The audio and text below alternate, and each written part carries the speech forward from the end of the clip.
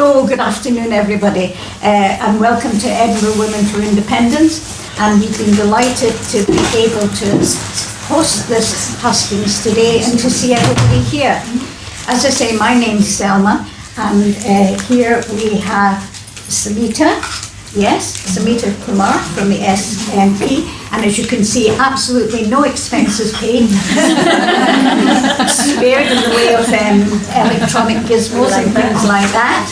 And here we have Ally Maxwell from the SSP and Gail from Edinburgh Women for Independence. We've padded out the top table. The top table is minus the delegate from the ALPA party. The ALPA party did nominate a person, and that was Debbie, and Debbie said she was going to be here, and Debbie resigned at the weekend. When we announced that we were going to be holding a hustings, we of course asked the Green Party. We were dealing with Peter Morrison. Peter Morrison said that we would have a delegate, irrespective of the fact that today is their spring conference. We were subsequently told that they could not provide a delegate, but up until yesterday evening, we were told that we would have a statement. There is no statement. So that is why we're very pleased to be able to say we have 2 delegates.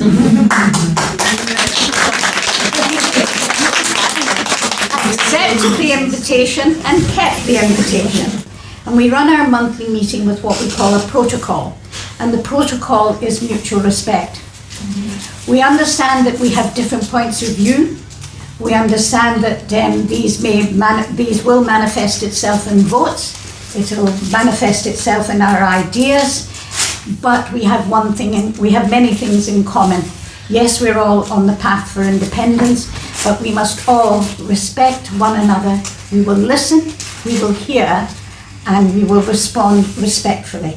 And that's for all of us. And on the basis of there was no expenses paid, spared rather, we flipped a coin. And so Simita is going to start with her introduction, followed by Ally, and then we'll open that to questions from the floor. After that, we're going to have the quiz, whereby one will quiz the other, and then after that there'll be more question and answers, and then a very well-deserved tea and coffee break. Okay? Simita, over to you. Thank you very much, Salma. So my name is Simita Kumar. I am a SNP candidate for Edinburgh South Western. Alongside that, I am a councillor for Newington Southside, and I was elected in 2022. And alongside that, I am also proudly the leader of the SNP group in Edinburgh Council, which makes me the leader of opposition.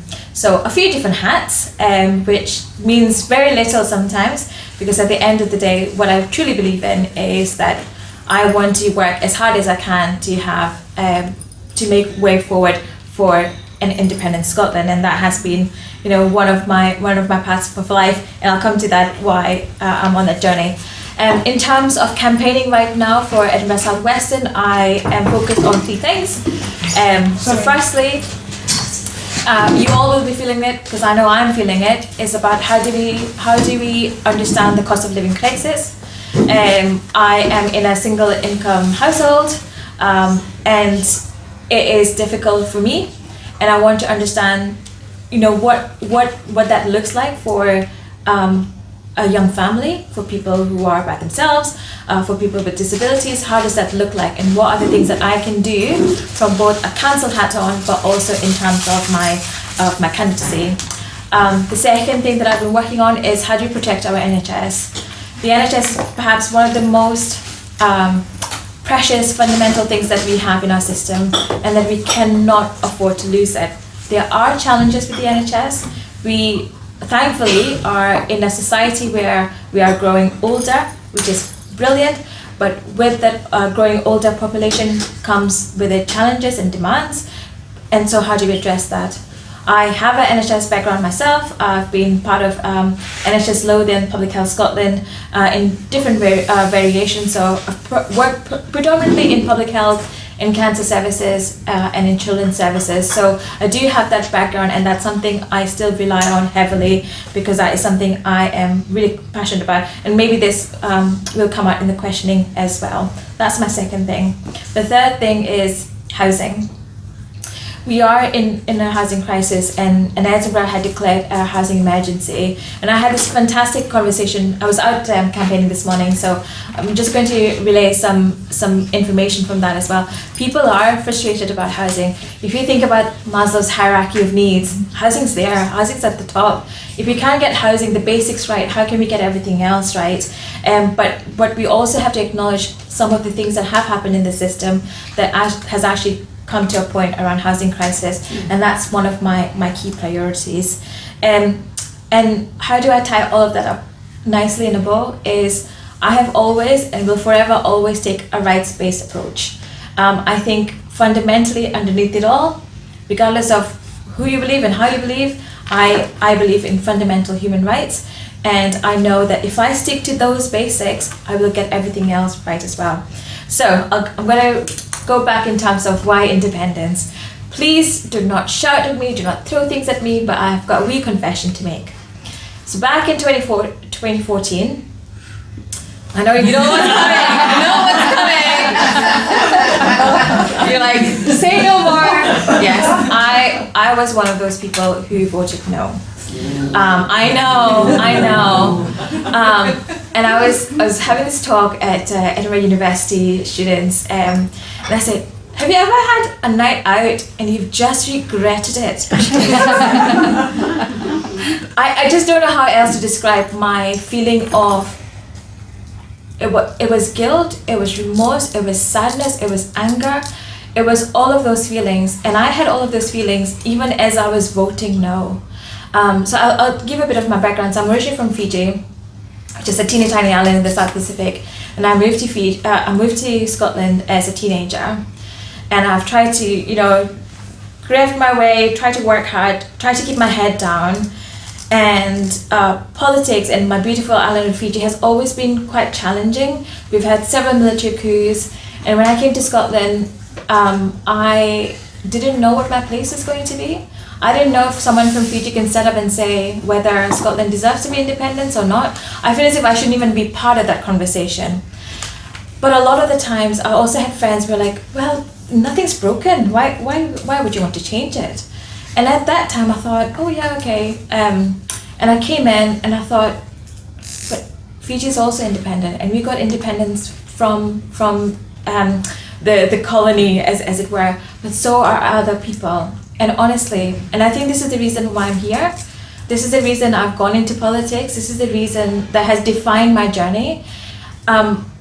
Since that horrible day that I voted no, it has set me on this path for the last so many years of regret, that just that I could right my wrong, and to actually be able to sit in a place like this and tell you all, I made a mistake, a horrible mistake, and it set me on this beautiful path to be in a room full of you women, and we all believe in an independent Scotland, and all I want to do is actually tap every door I can and tell people why we do need an independent Scotland, the things that it's going to unlock for us, and for me that's become my life mission.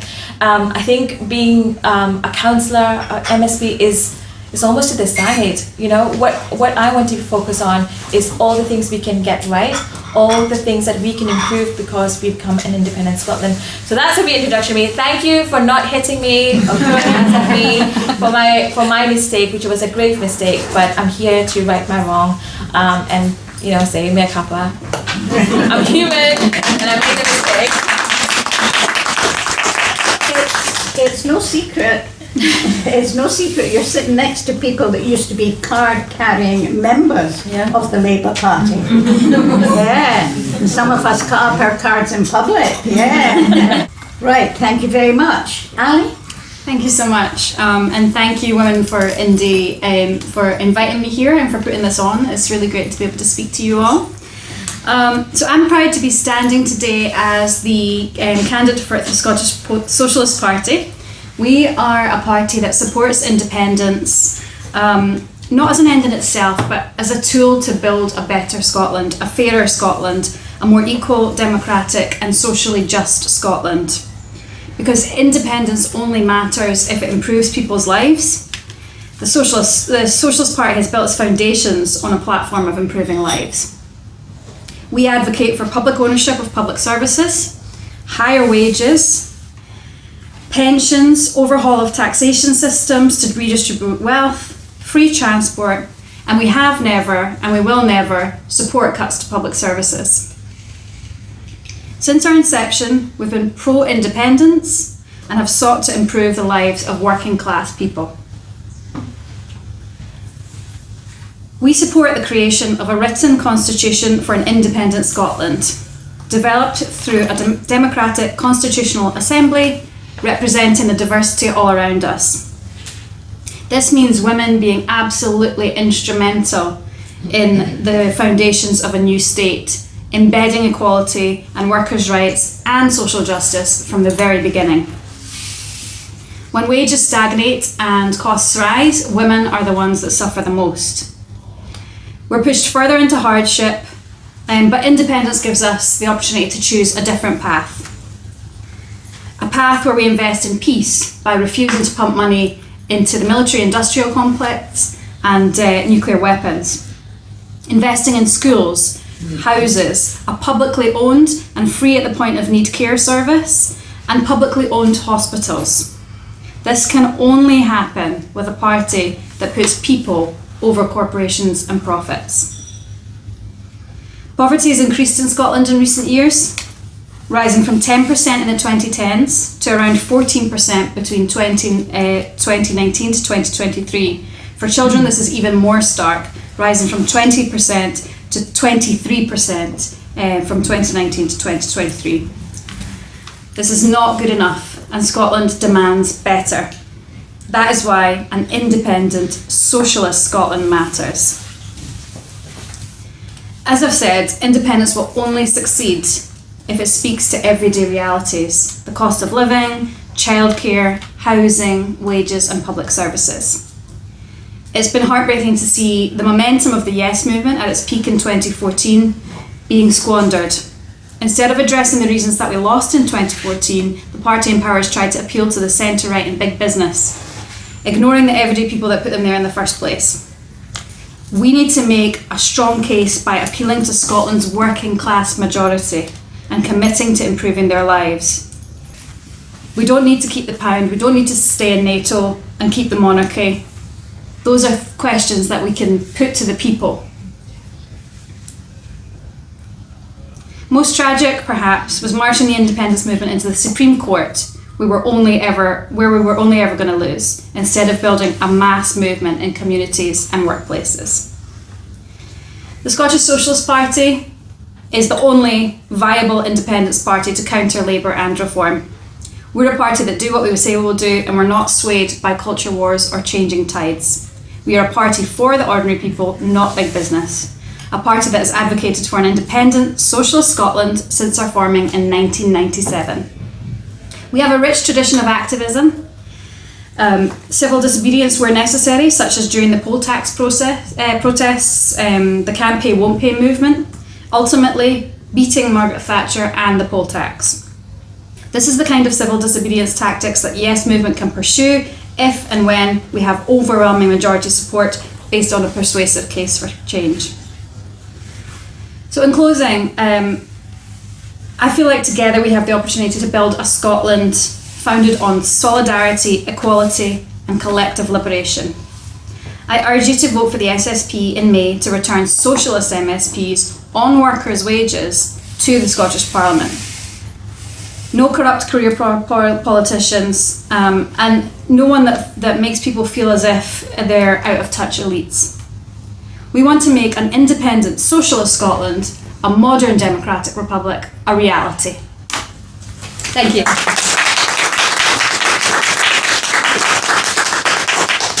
Both of you have touched on a variety of issues there.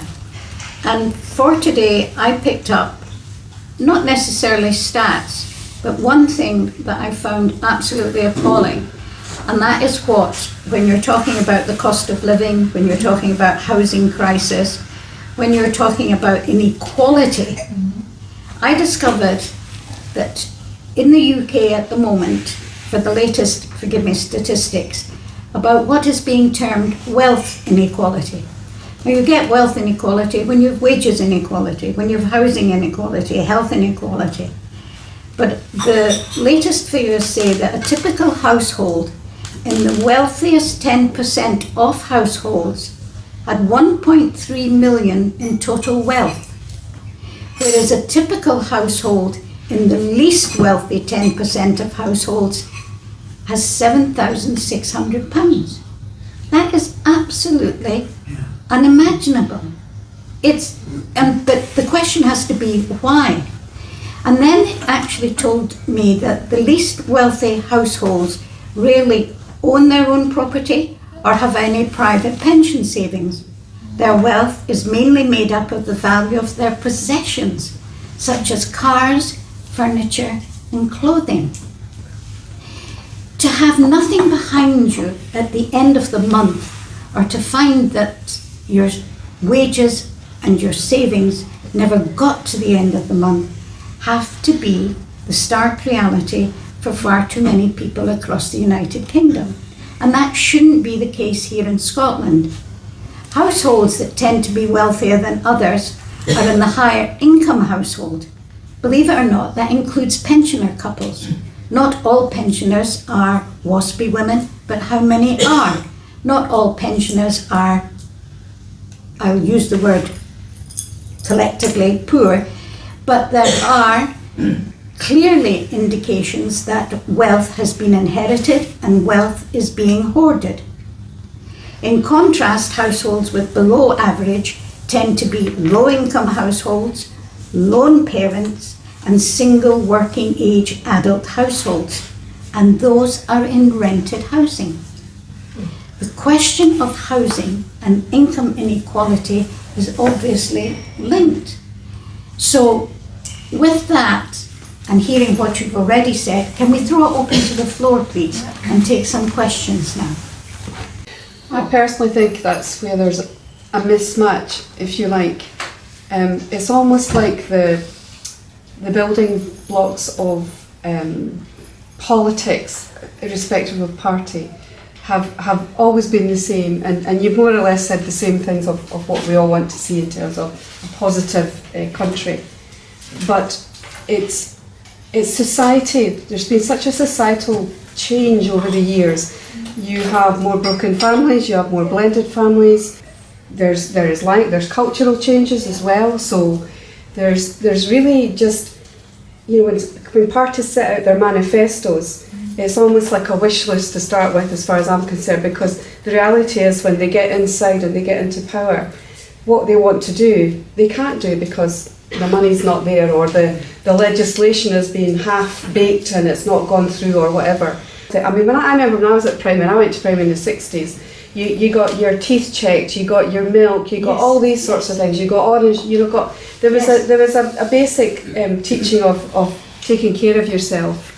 And I feel that we've lost all of that over the years. And so I do think that starting at school and going through school and encouraging the young politicians to come up and have a better view of the future, if you like, because by the time we get to politics, I feel like we're adults, we're already there. We don't really understand what's going on in the family home and what the struggles and things are. And domestic violence and all of that is a lot more prominent now than what it used to be. So it's I think we need to be sort of going back to the very beginning and starting at that level. Okay, thank you. Does that make sense? Yeah, absolutely. And there's two hands at the back. So we'll take those two and then we'll get a response from the two of you, please. Yes. Yeah, thanks. I'm just going to pick up your point, Selma, isn't it? Yeah. About wealth, because the economy is kind of a pet subject of mine, And we have in this country what's known as an extractive economy. Exactly. And I hear the manifestos of both the parties that are represented here today, and I'd like to know what practical strategies they have for moving away from that extractive economy. Everything got privatised, it shouldn't be that way. Huge amounts of profit go offshore, which means there's no investment in infrastructure and communities. Please tell me, both SSP and SNP, what you're actually going to do about that if you're in power. And another? But for the first time in my adult life, I feel politically disenfranchised. I don't know who I'm going to vote for. If I vote at all, I might even waste my vote for the first time in my life. Because I'm really, really disappointed. I've always been an SNP supporter. Well, actually, before I was an SNP supporter, I was a Scottish Socialist supporter. He told me Sheridan when he was a leader in the party when I lived in Edinburgh. Anyway, but my concern is at the moment, like there's loads of things, my number one concern is that we're on the brink of World War III. Or is it just me things that I'm actually terrified. Every morning I'm like, oh my God, we woke up. So like, you know, America's gone through, still not getting through the Straits of Hormuz or whatever it is that's going on. I'm really, really worried. I'm worried about the horrendous racism. I'm worried about the health of the nation. I'm worried about a whole host of other things, like the way everybody in society is being divided, whether it's the woke, I hate that word. What does it actually mean? I was a feminist, or I hung about with feminists and understood what feminism was in the 80s for the first time in my life. And we stood side by side with trans women, fighting on, there was no conflict of interest. I don't know where all these creatures that have came through these days, but they're no fighting the same fight as we're fighting, you know? I just want to add in here, so me and my wife, same-sex couple, we want to start a family and everything, but basically I just want to add in an input. Unless you are married or in like as a couple, it's very expensive to live here in Edinburgh. So what would you do to actually help families that actually, especially same-sex couples that actually want to start IVF or anything else or whatsoever, especially for, I think it's a postcode lottery right now for IVF, isn't it? I think so. I think not some NHS boards, same-sex couples do get IVF on first child, and some others, I'll let you. Yeah. Okay, thank you. So you started that round, you start this round in the way of a response. Okay, fabulous. Thank you for the questions, all very interesting. So I'll start with the question over here. I would argue, I agree with you that a lot of the time it feels like parties are more or less the same. And I think that that's because they're following the same model and they're placating big business. The Socialist Party is different. It's a different economic model, it's different priorities. So I would argue we're not all the same. We are fundamentally different on how we would approach these problems. I would argue that the issue for politics is not how blended our society is. I think the issue is wealth hoarding at the top, and not having people paying their fair share. So I think that's the real challenge, is getting a socialist model so that we can actually make Scotland a better country. And then to go on to the next question, we had strategies for moving away from an extractive economy. The SSP is absolutely dedicated to building infrastructure, to creating a better Scotland through different actions. And one of the actions we took last time we had representatives was presenting the bill for free prescriptions. Prescriptions are still £10 in England. They're free in Scotland. That's because our leader, Colin Fox, wrote the bill to make prescriptions free, and then the SNP passed it in Parliament. There's other things that we've done that show that when we have a bit of power, we can do a lot of good. The Poindings debt recovery system during the protest that I talked about over the poll tax, that was abolished in 2002, and that was an SSP initiative that they drove. For anyone that doesn't know, Poindings debt recovery would go into your house and take your stuff if you didn't pay your council tax. That was abolished, and that was driven by my party. Our party is anti-poverty. We want to eradicate poverty. We don't want to see the kind of society where children can't get enough food. We want free school meals. We want to protect the NHS, but not just protect it piecemeal. We want it to be publicly owned. We want it to be in the hands of the people. And we want a lot of things publicly owned. And we think that that's the solution to a lot of the problems we're seeing at the moment. When it comes to being disenfranchised, I understand. I used to be a member of the SNP and eventually left the party because I felt like it wasn't aligning with the values that I had. It hadn't evolved with me. And one of the key pieces was I was worried about health. I was worried about racism. I was worried about a divided society, and I felt like the SNP were not strong enough in not acquiescing to the needs of the richest in society, but also not doing enough to protect the NHS. The Sick Kids Hospital was actually privatised under the SNP, so I don't see how they're protecting the NHS. And I really loved your comment about feminists standing by trans women, because we passed a bill within our internal SSP that we will unequivocally stand for trans rights. I'm a lesbian myself, I have a lot of trans friends, and it's really important to me. I wouldn't be in a party that had any issues with any member of the LGBTQ plus community. And when it comes to things like IVF, this is something where if we had the power in our hands in an independent Scotland, we could make decisions about making that free for everyone. That is what we're fighting towards. Thank you. Okay, you go for it next. Okay, thank you. There's quite a lot of questions covered in quite a lot of detail. So again, I'll come to you first. So some of the things you had said about was, getting the basics right. When you were in school, you had your teeth checked. Or you would get given food, and how that has disappeared. Actually, I disagree with that point. It's probably disappeared in the way it's been delivered, but it's still there. So for example, child smiles there. So things have actually been replaced. The Best Start grant. So if you are expecting, if you're expecting mum, and this is something I worked on in NHS as well. If you're an expecting mum, we are giving away vouchers to actually say, please, please, please, get yourself food and nutrition, and you can actually get your weekly shop based on these grants, and that support continues. So it might not present it in the way it used to, but it's still there in different forms. So I think that's really important to understand in terms of how that looks like now. But you also mentioned about poverty and children as well. Any poverty, any level of poverty is high. That's a fact. In Scotland, however, we are bucking that trend. Poverty is still high, absolutely. Is that still an issue? 100%. But if you look at Scotland, compared to the rest of the UK, we are bucking that trend. Why? Because we have policies that make sure that we are addressing poverty. We've got the highest, the most unique Scottish child payment. And if you look anywhere else, this doesn't exist. Do you know, having that basic, right, is actually going forward in terms of making sure that we're addressing poverty. The Scottish government had already put a bit of money aside in terms of abolishing the two-child cap.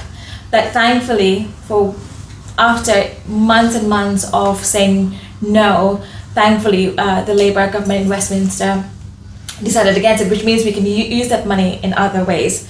But again, it's about political choices. And then respectfully, the other bit that I didn't agree with you is in terms of, I think you said the blended society. I'm part of that blended society. I probably sadly actually get so much racism thrown at me. It's horrendous. And it's really important that we recognize that our society is actually better because of the fact that we have such a diverse community, and I don't mean that from like a racial point. I really mean that from all societies. Absolutely, because what you bring, as from different cultures, is what is supposed to make us all better. And that's my point. Was that it's consistently after each election, if every party, whether it's here or in Scotland or in Westminster, we still have these problems. We're not really getting to the core of it. Give Simita the right to reply.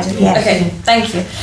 So again, like I said, because we are better as a society because we have very diverse policies. What the bit that I really want to make clear for everyone in this room, the amount of rhetoric that I'm hearing in social media and media will make you think, and I'm going back to the lady at the back, in terms of what used to happen in the past versus now, there's so much hatred because hatred sells. You know, if I'm out at the doors and these really big things like, immigrants are taking away my house, or asylum seekers are doing this, and I'm thinking, actually no, and I'll tell you this, because as an immigrant myself, I know there's lots of things I couldn't get access to, and that's very fundamental, but it's not a very attractive idea. The attractive idea is, let's blame somebody else. And I really agree with Ally, because she says, you know, people are hoarding wealth. Absolutely, people are hoarding wealth. So I think the stat is something like 50% of the richest families in the UK hoard more or own more than half of this country. So if you just think about that stat, that's horrendous. And what do we do to actually try and get that? And this is where an independent Scotland will be fantastic, in the sense that we will have full control. We currently have some control, but what we want is full control of our taxation. And again, going back to taxing corporations, if you ever get a Starbucks or if you think about corporates, I pay more taxes than they do. Could you believe that? But it is about hoarding that wealth, and what we need is a fair distribution. Okay, I'm going to move on. Your question was around extractive economy. So there are lots of levels and practical levels, but one of the things that I will point out and draw out. So Scotland was one of the first countries that has recently passed its community wealth building bill, which is brilliant, because what we recognise is exactly what you said. In Scotland, we are so blessed to have resources, we have economies, and if you think about Scottish independence or interventions as well, we want to be able to create things. We want to respond to our food and drink industry, but say, let's keep that within Scotland. The community well-building bill legislation is one part of it, and one of the things that I will be doing is also challenging my own party in terms of how do we do that better, because I know that community well-building is one part of that, and trying to understand that in the bigger picture is really important for me. The other one, please, can I beg you, do not waste your vote. Please do not waste your vote. Okay, and let me answer that. So, we have a diverse range in terms of age and stage in life as well. The amount of people I get at the door, especially from women who say they don't vote, they've never voted, or they're going to waste their vote. A bit of me just dies a little bit, because I know generations of women before us have actually fought really hard for us to get the vote, and died for it, absolutely. And you're right, you are feeling in that space of political apathy, and I totally understand that. We are politically apathetic. I'm very interested in what's going on politically. I'm just looking for somebody that a home to go to. Okay, fair. So every time we decide not to vote, that's still a vote for parties like Reform. I think that's a reality we have to understand. For me, the best way to change the system is working. Like for me, for example, is to challenge the system from within. And the way I would do that is attending hustings, questioning things, but please do that. And that's one of my big asks in terms of, and what you said about, and Ali picked this up as well, in terms of transgender and trans women, the amount of hate, the amount of horrible rhetoric that's come out. We are in a society where we've taken such a minority population of our society in terms of trans people and said, let's hate on them. And I think that's just horrible. So what you said about standing shoulder to shoulder with trans people is so fantastic, and I wish more people would understand that. And in my experience, the hate is directed towards women. I didn't see any feminists directing hate towards any trans people. Okay, I would respectfully. Maybe just have one person talking at a time. Okay. She's misquoting me there. That's all. Oh, apologies. That's what happened. There's probably I'm not taking fast enough notes, and apologies if I have misquoted you. But what I'm saying is, I respect the fact that in your experience, you've identified how it used to be, and I wish we could come to the place where we are all equal. And again, going back to my original point in terms of that rights-based approach is what I believe in. Sarah, your point was around IVF. So in Lothian, again, because I've got that NHS hat on, so I could probably answer this question. In Lothian, I know they have a service. It's ELFREC, and I would ask you to go and find out a little bit more.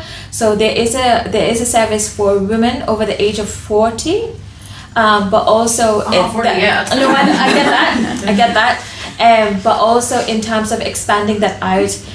So society has changed, absolutely, and we have to be able to respond.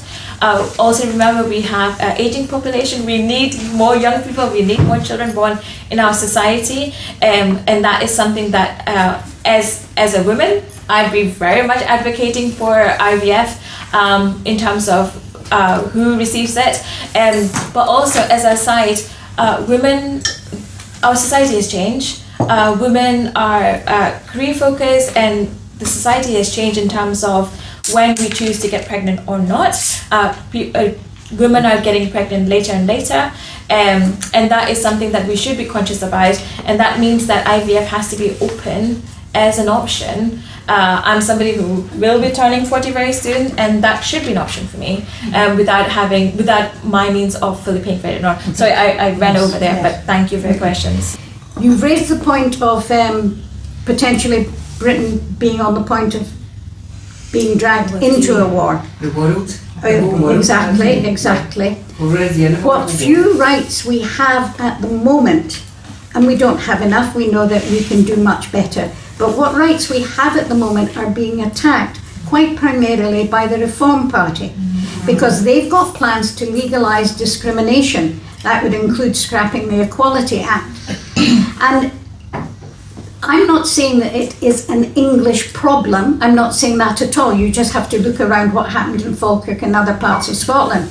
But the right has quite specifically hijacked, distorted and misdirected the idea of identity and the idea of nationalism. Scotland's nationalism was always internationalism, which came from a core of a multiracial, multidisciplined and a multi-ethnic country. And that has been distorted by the right wing.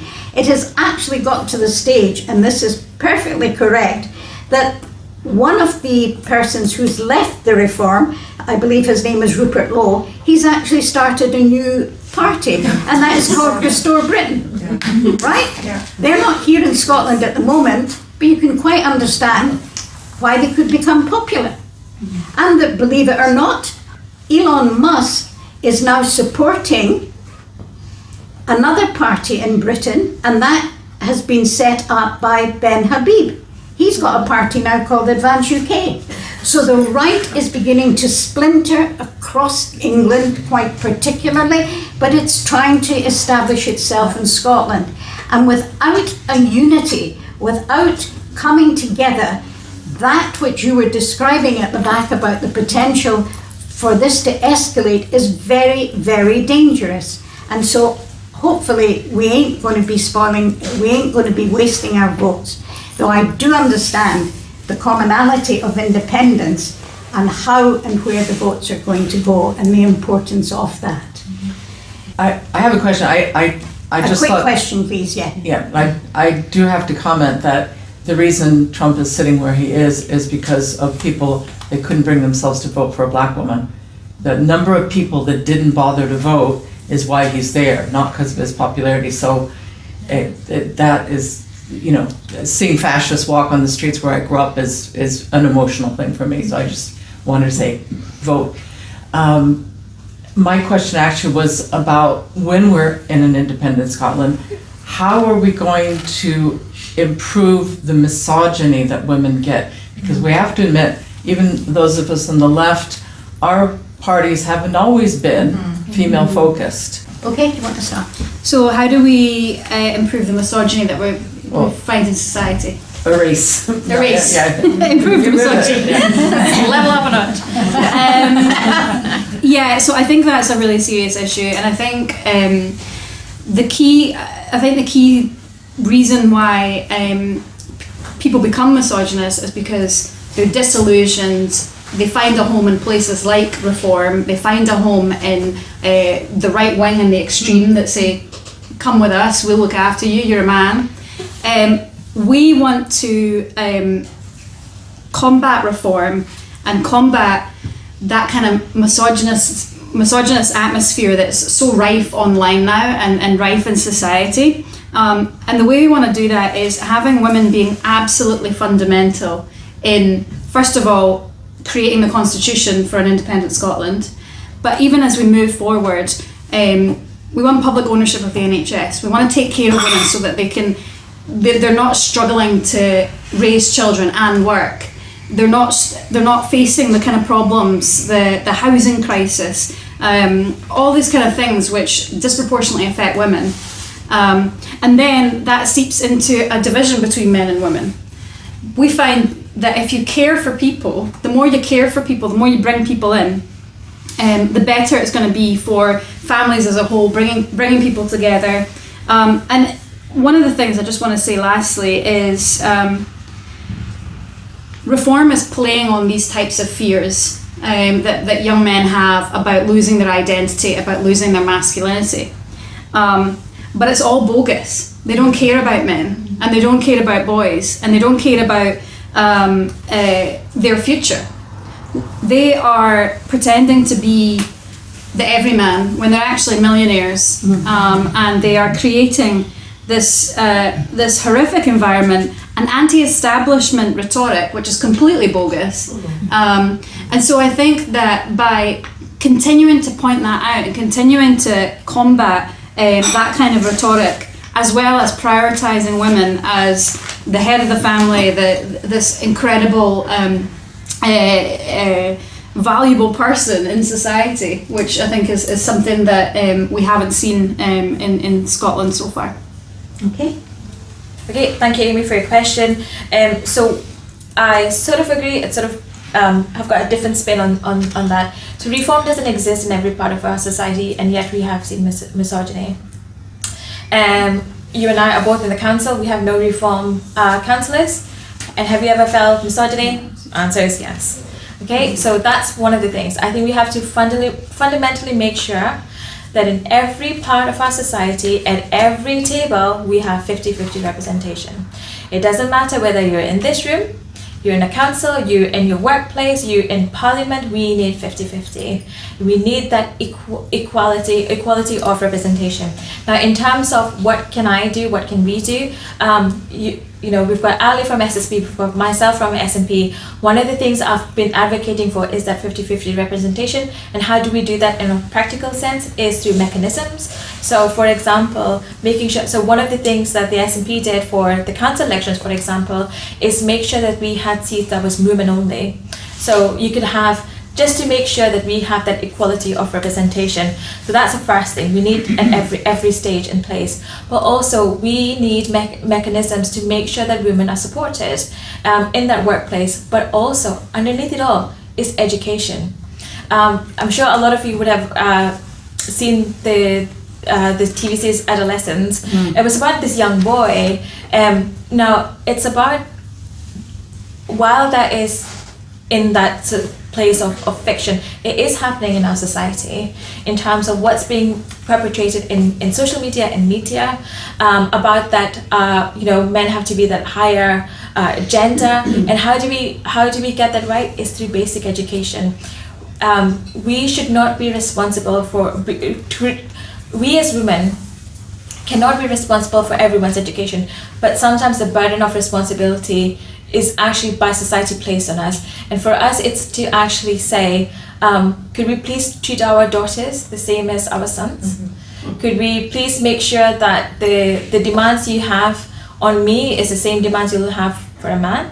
So for example, if Ally and I are sitting in an audience that looks very different to this, we will be getting judged in terms of what we're wearing, like the color of our lipsticks. But it's so true. It's so true, and it's on us to keep challenging this within our homes, within our workplaces, within our religious organizations, within our political parties, is to start challenging them, because, as Ali said, reform is the hook. But it's not just reform. Have you heard Labour trying to say, no, absolutely, we need to stay within the Human Rights Convention? Instead of actually saying, oh, we're absolutely going to protect this, they're like, well, let's think about it. But that's what the Tories are doing, that's what the Labour are doing. So the left have to unite in our ambition to make sure that we are protecting not just women, but everyone in our societies. Okay, thank you very much. This is very appropriate that we're talking about a wonderful member of Scottish society, Jean Freeman. I didn't know her all that well, but she was an Ayrshire lass, and she was just a wonderful personality. But we also have to remember a man, even though we're sitting here with all these women, a very special man who also died this recently, Brian Quayle, who was the gentleman who lay down in front of the tanks and the trucks when they were bringing in the nuclear weapons to Faslane. And that's what I actually wanted to talk about. I have absolutely no idea what the Scottish government is saying about what is happening in Faslane. Are the submarines there? Are we still just accepting that they're at Faslane in our waters? Do we just accept the fact that we don't even speak about it? Do none of our, am I just out of it? Is it not important anymore to recognize at this point in time, when America is a fascist country, I just would like us as a Scottish nation to speak up more about who we are as people. We do not want such weapons on our soil. So was there another question? Yes. I suppose I would just ask, it kind of comes on to the housing thing a wee bit again, and so for people that don't know me, I'm a mental health nurse. I work at the Royal Edinburgh Hospital. We've got a huge number of patients who are stuck in hospital for basically lack of supported accommodation and for lack of a kind of more robust specialist community services that maybe could have kept them out of hospital in the first place. So I'm just wondering what, and like, it does come on to a lot of women's issues because, like, you know, not caring professions are still female dominated and often not respected. All of the kind of the unpaid work that goes into people staying out of hospital is predominantly women doing that. So what we're doing in terms of doing that so people aren't stuck in hospital as much. Thank you. Just to pick up on one of the previous question about being in an extractive economy, so money being taken out of Scotland. So I was pleased you mentioned like the new kind of bit of legislation that's gone through Holyrood, but can I just add in, because they're also Scottish Government are talking about issuing a Scottish bond. Great. If you put money into a bond, you expect to get some interest out of it. Fine, no problem with that. But who they're talking to are the wholesale banks. So, you know, I suppose just to try and get the question succinctly, I'm not blaming Sumita, I'm not blaming you for that at all, but if you were in Holyrood, what would you be saying about that? I mean, would you be okay with that? Or would you want it to be dealt with differently? And be good to hear what Ally thinks as well, although I think it's probably clearer what Ally's going to say. Thanks, Ian. So Faslane, absolutely agree with you. So there's a couple of things. Are the weapons still there? Yes, to the best of my knowledge. Unless someone can correct me, that is my current knowledge. And I could not agree with you more in terms of it should not be in our waters. That's just the end of story. But also having it in our waters, and I think a lady at the back had said we're almost at or are at the verge of World War III.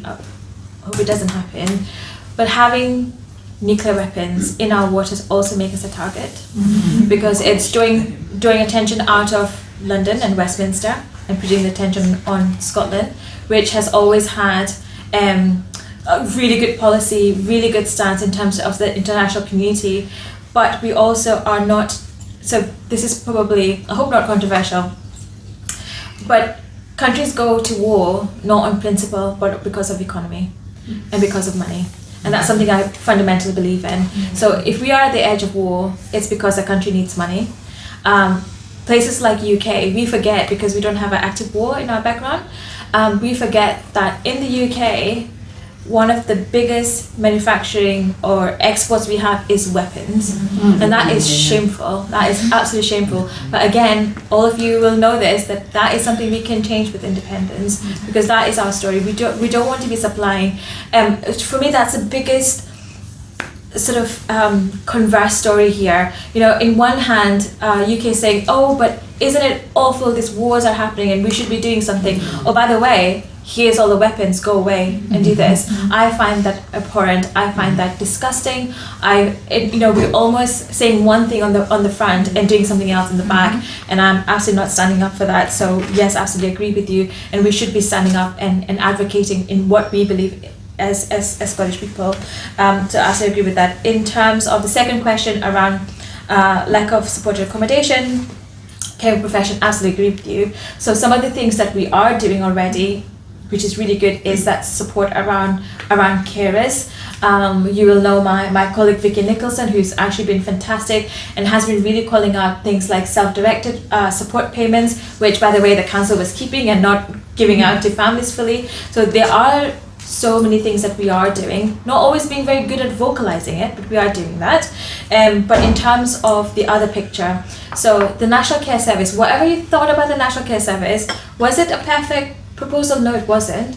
But could it have changed some things? Yes, it could have. And it did not get passed because of a lot of political tension. So this is my issue right now. Politics exists in a place right now where we're not even concerned about us progressing as a society. And I've seen this in council as well. If it says SNP on the paper, it won't get passed. So can I just give you all a very, apologies, I did say I was going to answer questions very quickly. There's a local charity in my constituency called Community One Stop Shop. Very basic, really addressing poverty, and we had got into the council to say, could we please give them £10,000 because we have that in the budget, otherwise it was going to get reserved. We had that pot of money. See, because I put my name on that paper, because it said S&P, it did not get passed. These are the people working in Broom House, supporting people in poverty, but because it had my name on it, because it had S&P's name on it, it did not get passed. But regardless of what your politics is, should we not agree that we want to get people out of poverty, that we're going to support our charity and third sector? So that's one of the things that I'm concerned. But Emily, just going on to your point around sort of the care service and immigration, yes, we need more legislation around that space. We also need immigration that is suited to Scotland's needs. And right now, again, listening to all the rhetoric around immigration, our NHS will not function as our NHS as we know it, because the chances of you being treated by an immigrant is higher than you standing in a queue with an immigrant. Like, that is what we need to get out there in terms of addressing Scotland's need, and that's important. In terms of your point around extractive economy and Scottish bonds, I have to confess, I don't have the greatest knowledge in this area, but I'll tell you what. One of the things that I would be in the SNP if we weren't thinking about the working class people and ordinary person. I come from a working class background, and that has shaped me into the person I am.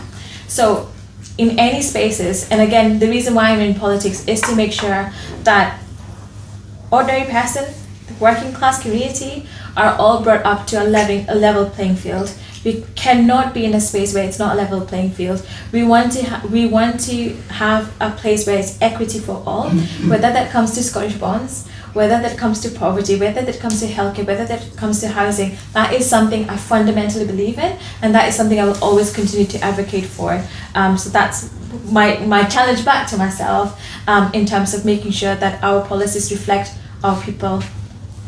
Okay? Thank you very much, Simita. Ally. Thank you very much. So to go to the point on nuclear weapons, for the SSP, there's no humming, no hawing, no internal discussions, no question mark on this. We are absolutely against nuclear weapons, and we will not have a nuclear submarine in Fastlane. That is our commitment. So one of the things about the SSP is that when we make a stance on something, we don't change it. We've always had the same approach when it comes to nuclear weapons. We've had the same approach when it comes to the NHS. We've had the same approach when it comes to a national care service. We are always against cuts to public services, and we are against war. It's just insane that we have a nuclear sub in the Clyde. So that's my answer on nuclear weapons. I did mention SSP supports a national care service that's free at the point of need, and one that actually works, one that has money funneled into it. And a lot of the time people ask, well, where are you going to get this money? We're going to take it off corporations that are not paying taxes. We are going to take their money and put it into our own infrastructure, into our own National Health Service, and into care homes. So that's that. And then when it comes to, again, I'm not as well read on Scottish bonds, etc., but when it comes to our extractive economy, we want to take all of our resources into public hands, into public ownership. And what our plan would be to, over time, with extracting resources being something that is time limited, and that is not something that you can do forever. Our plan over time would be to transition into a more economically friendly model, and something that can work for the people of Scotland. But it wouldn't be, as we saw in Grangemouth, closing it down, firing everybody, and exporting stuff overseas. That's not how we would plan to do it. Thank you. Thank you very much. Thank you. Can I just quickly ask a question on Fastlane? If we get rid of the Americans out of Fastlane, then the money that we get paid just now, how would you replicate that then? How would you replace it? Take it off of the corporations. That's our And if the approach to- corporations decide to move out of Scotland for that reason, then how do you replace that income? What money? Yeah, good riddance. What money do we get? Well, that's what I don't know. That's my But you said we get some money. My understanding is we have them there because of the special relationship between America and the UK.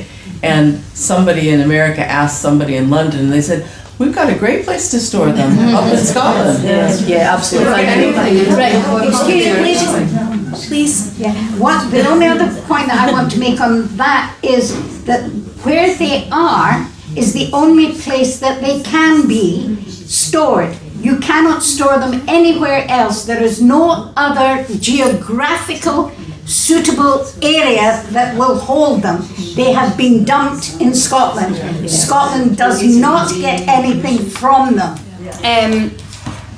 Simita, so I'm interested to hear a little bit more about the SNP's plan and how it would differ from the last time we had a movement for independence. What would you do differently? What would the SNP do to win independence? Okay, excellent question. So the First Minister has already announced that one of the things that we're fundamentally working for is trying to get a SNP majority in Scottish Parliament. Now, the Scottish Parliament system is designed to not achieve a majority. The system is fundamentally designed not to achieve a majority. However, SNP is the only party who have achieved this, and we can achieve this. So if you are a voter, can I please ask you again, the only time we've been able to achieve this is when we received both votes for SNP, both on constituency level and regional lists, because that allowed us to have that majority. However, it is also about precedents. What happened in the last time when we asked for independence referendum? That is when Scotland and SNP received a majority. And then you can even, I hate taking his name, but Douglas Alexander is one of the people who said, you must have a mandate to ask for a Scottish independence. And this is, he probably regretted saying that because SNP did get a majority, and that is something we want to be absolutely sure about, that with the majority we will be absolutely, that would, I believe, our manifesto is not out yet, but one of the key things, page 1 of our manifesto is going to be that we want an independent Scotland, and that to give SNP the mandate to do that. So I guess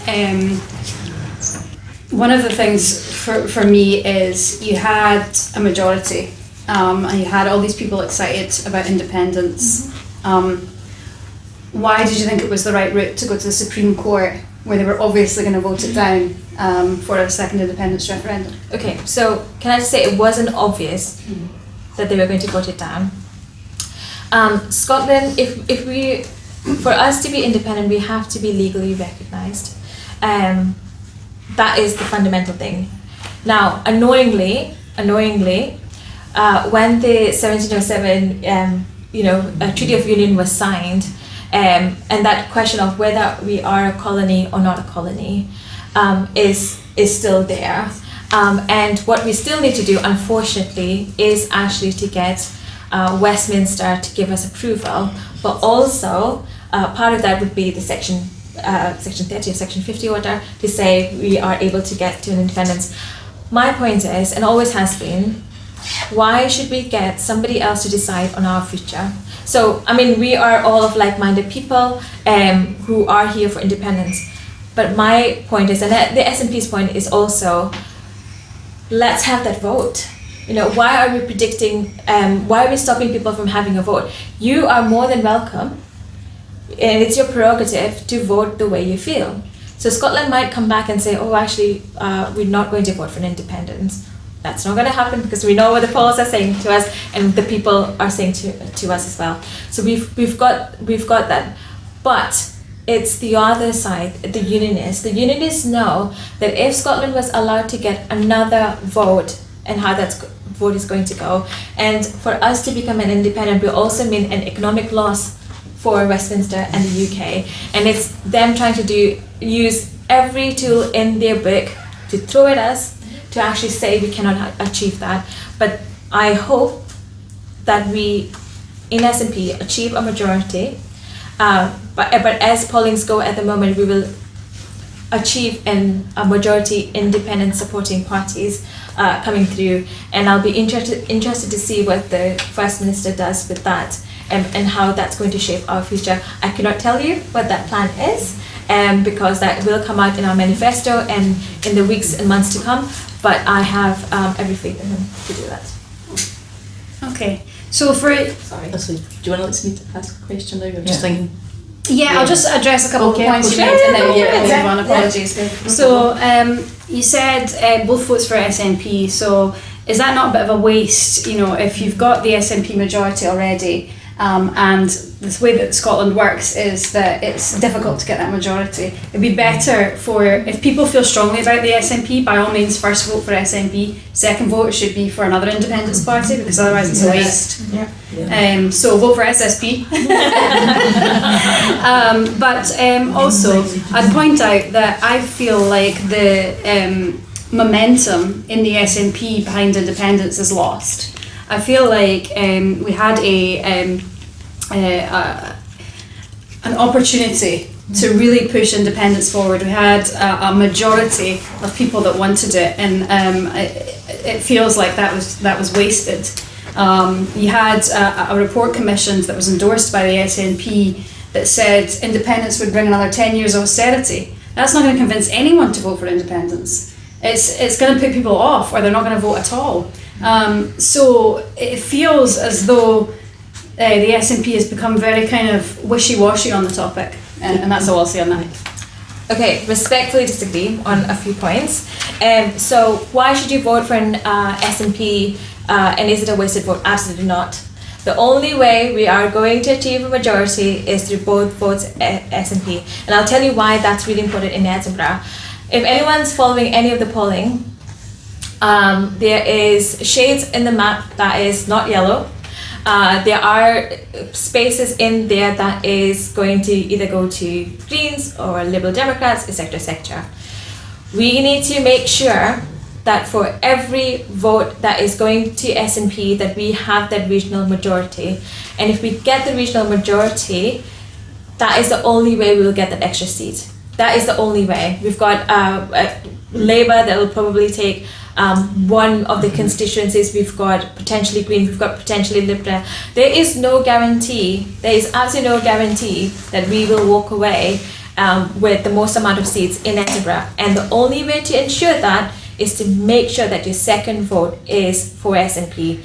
Now, respectfully, the only time we were able to demand a Scottish referendum is when we had a majority, and that is the only way, because we have set the precedents in there. So that's the first thing. Your other point was we've lost the momentum. I disagree with that. I think there has been a long time, absolutely. There has been a long time between 2014 to now.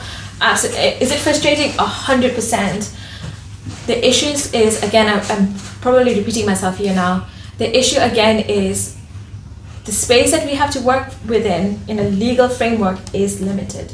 Is so limited, and this is where, again, it's for the Scottish Parliament to actually go away and say, this is the mandate we're going to pass in our Parliament, to say, with the majority of independent supporting parties, with SNP as a majority, this is what the people demand, and this is the demand of the people becomes our mandate, and that mandate has to be followed through.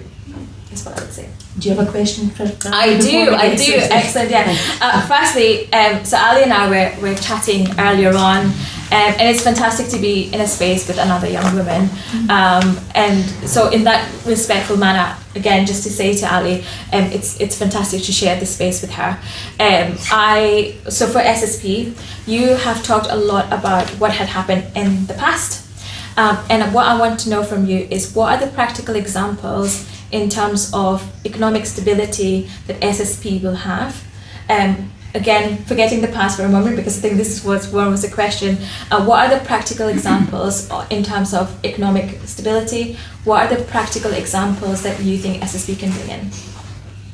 Okay, so I mean, we've never had the benefit of being in power to give you solid examples of what we've done. But what I can say is that we would change the way that the economy is structured completely. So we would obviously have a socialist model where we would have a lot of things coming into public ownership. As I said, the NHS, care service, housing, all of this. And I think, you mentioned earlier, how are we going to achieve this? Well, our plan is taxing the highest earners in society, taxing corporations, and funneling that money back into Scotland's infrastructure. We feel like that's a very straightforward plan. I think that in the wider culture, they try and make that sound like it's a pipe dream, or it's something that can't happen, because they don't want their money taken away. They don't want money taken off corporations, and they don't want rich people to lose their funding. So they make it sound like something that couldn't happen, but we believe it's something that absolutely could happen, and we believe we could do it if we were in power. Okay, excellent. Can I come back on a few things? So Sure. You said NHS, keep it in public. It is currently already in public, but of course there's a fear that will get privatised, and that is something that Labour is perpetrating. You've said about the care service, which is again something that SNP has already tried to do and is continuing to do, and you've talked about housing. How does housing in the public sector look like? So again, one of the things you've said is we're going to change the economic model completely. How is that different to what SNP is currently doing? What are the practical examples? So the three you've given me is NHS, care service and housing, and I don't understand how that's going to work in a practical sense, given that NHS is already in public hands. The care service is something, for example, we've got IGB and NHS working together with the councils, but how does that housing work? Because in Edinburgh it's different to other cities. So in Glasgow the housing is owned by housing associations. In Edinburgh our council housing is owned by the council actually. What does a different economic model look like? It's okay if I give you 2 minutes, Ally. Yeah, I can do that in 2 minutes. So a different economic model means that we won't follow the capitalist model of placating corporations, making sure that people are getting money in politics and at the top of society. The economic model of socialism is redistribution of wealth. So taking the money from the richest, redistributing that wealth to the poorest. And that is what I'm talking about when I say a different economic model. The NHS is in public hands, but that has been eroded by the SNP and Labour. The SNP privatised the sick kids, as I already mentioned, presided over PFI ownership of hospitals. That is completely unacceptable. So, I mean, for me, that's just, it's not good enough for a Scottish party. And with the housing crisis, there are houses sitting empty all across Edinburgh.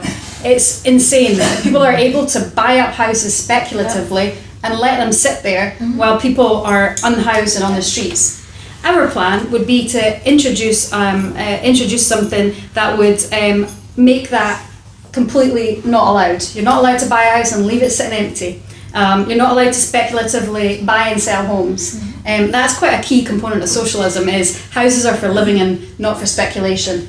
And so that's what I mean when I say we would have a completely different economic model and a completely fresh approach to how we look at housing, to how we look at the NHS, and to how we look at caring for our poorest people. Okay, can I respond? Yeah, absolutely. Yeah, so again, 2 minutes and then we'll go Okay, through the... so in Scotland, majority of the people are paying a lower tax. Okay, so if you think about people within a threshold, we are paying percentages less than our counterparts in England and Wales. It gets higher the higher you earn, and that is fundamentally the reason why we get more tax coming into the Scottish government pot, or to Westminster pot, as it were.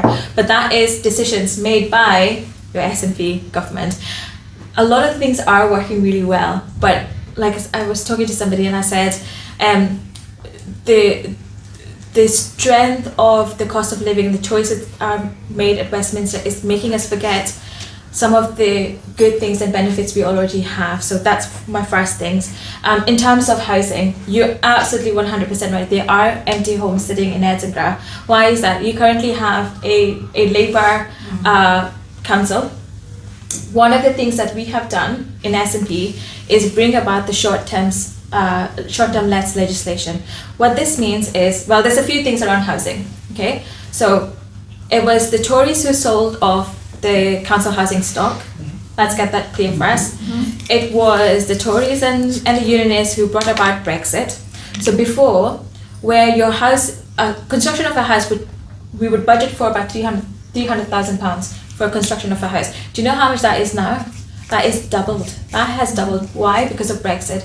We are paying more for materials, more for labour, and we cannot afford that. And that is the reason why house building has also slowed down, because of all of these things. Thirdly, in Edinburgh, for the last few months, SNP has been the party, the single party, not even the Greens, we're not here, not even the Greens have supported us from stopping, they basically given a stop in terms of access to housing, not until March of 2027. So if you are on Edindex and if you're waiting for a house, there's no access to any more house until March of 2027, and that is shameful. And do you know the single party that have held our strong position? It's the SNP.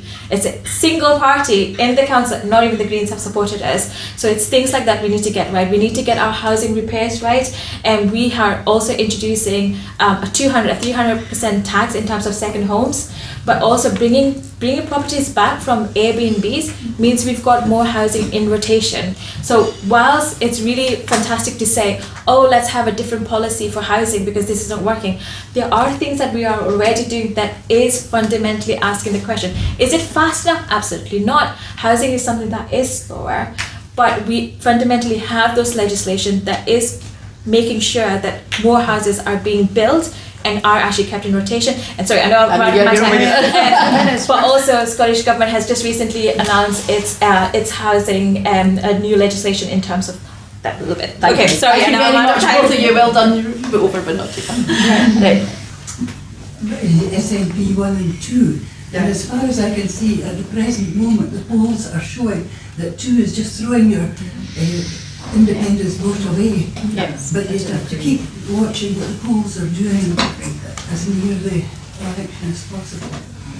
You lost 1 million votes at the last Scottish election with this SNP 1 and 2 to the Unionists. 1 million votes went to Unions. Do we have a question? Okay, this isn't really a question, it's a follow-on from that, because that's, I mean, that's one way of putting it, but the other way of putting it, which is really important, is that the voting system creates a parliament that absolutely reflects the way that Scots vote. And it's not for us to say that, you know, there shouldn't be as many unionists there, because people vote for them. So I have to say, I really don't like that way of describing wasting a second vote.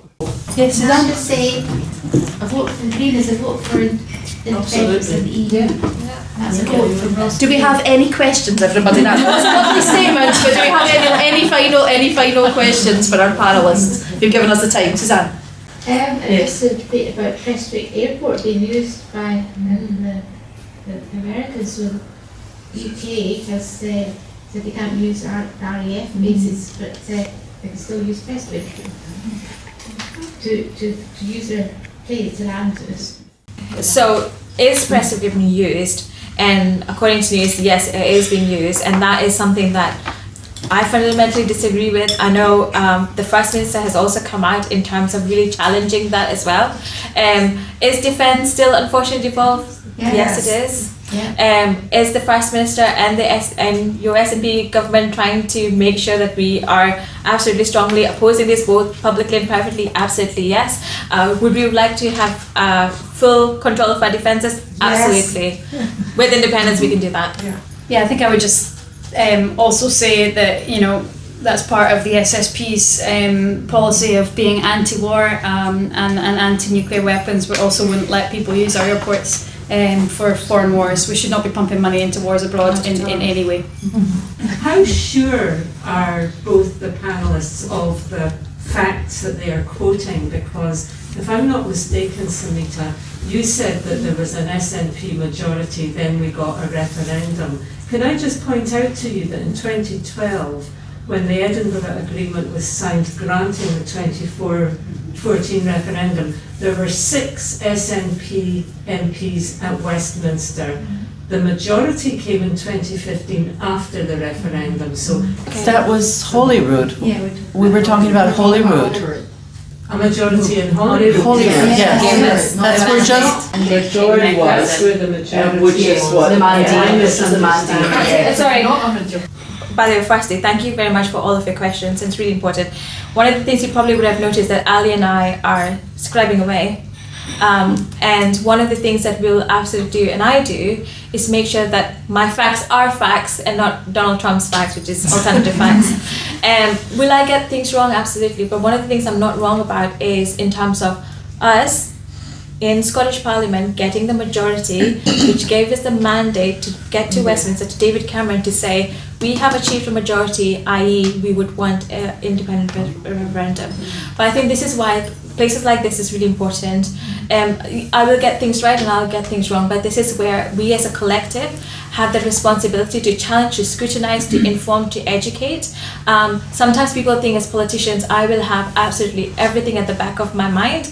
I am human. At the end of the day, it might not always look like, because I am working really hard, but I'm also not immune from being scrutinized, from being challenged, from being educated, from being informed, because at the end of the day, we as women and women who want to support independence, I think it's really important that we are in that space of constructive discussion, because the more constructive discussion we can have in this room will allow us to have those conversations out with this room, and that's where we need to convince the majority of the people to vote for an independence government.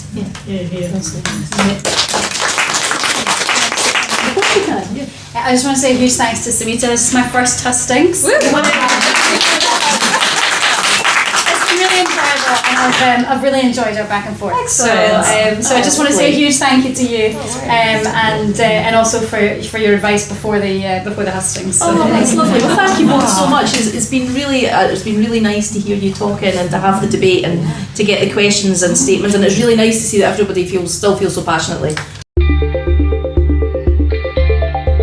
Thanks for listening, everybody. I hope you enjoyed that. If you want to make sure you're following us and subscribe to us, then you get notified every time we put something new out, so you don't miss anything. That would be great. Also, you can click the little bell if you're watching on YouTube. And sign up for our mailing list. You can do that from the website, and we always send one out at the beginning of each month to tell you what's happening. Last but not least, you can buy us a coffee on coffee.com.